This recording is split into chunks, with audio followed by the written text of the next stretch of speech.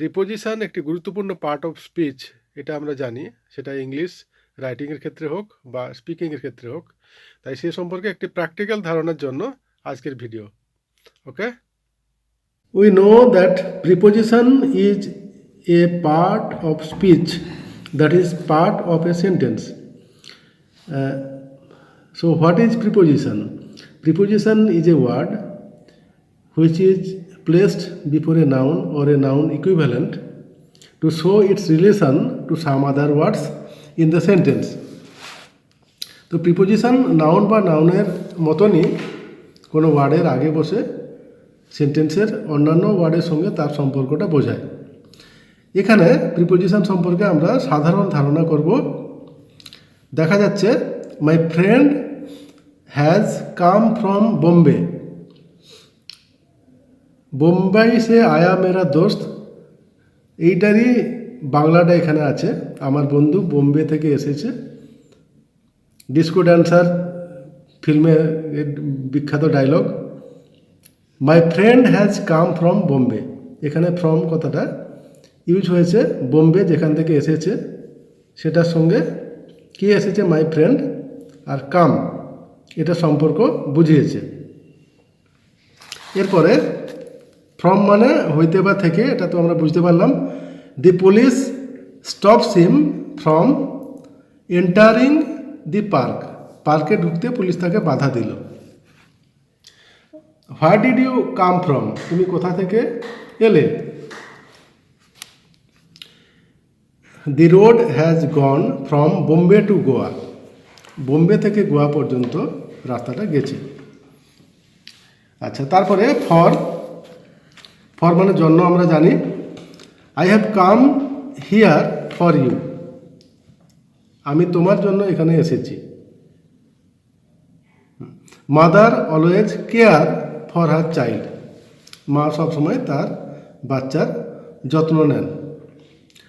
I am preparing some food for you, তোমার জন্য কিছু খাদ্য বানাচ্ছি, প্রিপেয়ার করছি। এরপরে of, I am fond of sweet. Fond of তো আমরা জানি, শুনেছি আগে থেকেই, প্রিয়, সুইটের প্রিয়, সুইট খুব ভালো লাগে। বিওয়ার অফ পিক পকেটস, এটা প্রায়ই বহু জায়গায় এই কথাটা লেখা থাকে যে পিক পকেট থেকে, অর্থাৎ পকেট মার থেকে সাবধান।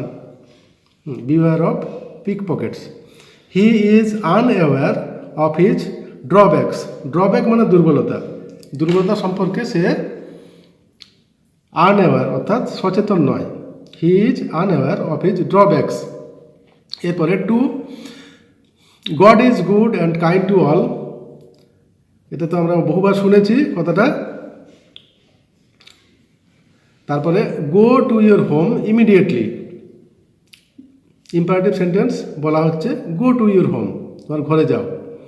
I am not addicted to smoking, আমি স্মোকিংয়ে অর্থাৎ ধূমপানে আসক্ত নয়। তারপরে into, they went into the room. Into মানে মধ্যে বোঝাতে হয়। The authority enquired into the case, এখানে দি অথরিটি এনকোয়ার্ড ইন্টু হয়, এনকোয়ার্ড ইন্টু দি কেস। এখানে they went into the room, ঘরের মধ্যে ঢুকলো। আচ্ছা, এরপরে in, I am busy in my work, আমি আমার কাজে ব্যস্ত। They are well versed in English. Well versed মানে পারদর্শী, কিসে পারদর্শী, ইন ইংলিশ, ইংলিশের পরে।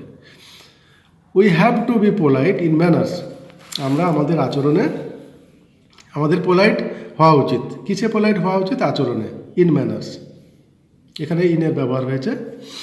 এরপরে on, don't criticize on this matter, এই ম্যাটারের উপরে। অন মানে আরও অন্যান্য অনেক ব্যবহারও আছে, তার মধ্যে কিছু ব্যবহার এখানে লক্ষ্য করা যাচ্ছে। দিস ইজ অনগোয়িং ট্রেন্ড, এই ট্রেন্ড চলছে আজকাল, ছেলেরা বলে থাকে, এই ফ্যাশন চলছে আর কি। আর ডোন্ট রিলাই অন ট্রেটার্স, প্রতারকদের বিশ্বাস করতে নেই। It is on the table, a thing is on the table, the bag is on the table, এটা অন উপরে ব্যবহার করা হয়, এটা তো আমরা জানি। Next by, it is done by me এটা আমার দ্বারা করা হয়েছে। প্যাসিভ ভয়েসে অ্যাক্টিভ থেকে প্যাসিভ ভয়েস করতে গেলে বাই ইউজ হয়ে থাকে প্রিপোজিশন হিসাবে। We are appraised by them, আমরা তাদের দ্বারা প্রশংসিত। এটা প্যাসিভ ভয়েসে হয়েছে। We are appraised, APPRAISED, appraised by them, প্রশংসিত, আমরা তাদের দ্বারা প্রশংসিত। এরপরে with, I want to live with you, want to live with you.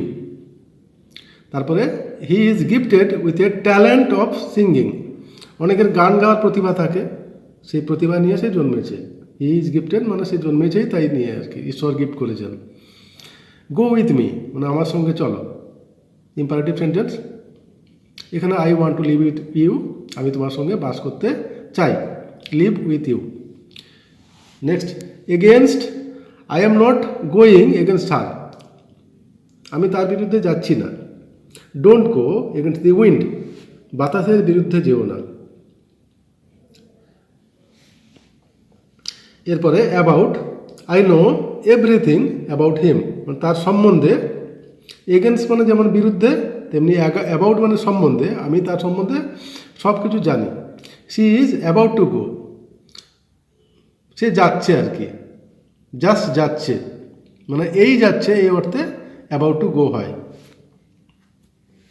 এবারে ওভার, উই আর, ওভার মানে উপরে, মাথার উপর দিয়ে, over the river, we are flying over the river, অর্থাৎ নদীর উপর দিয়ে আমরা উড়ে চলেছি।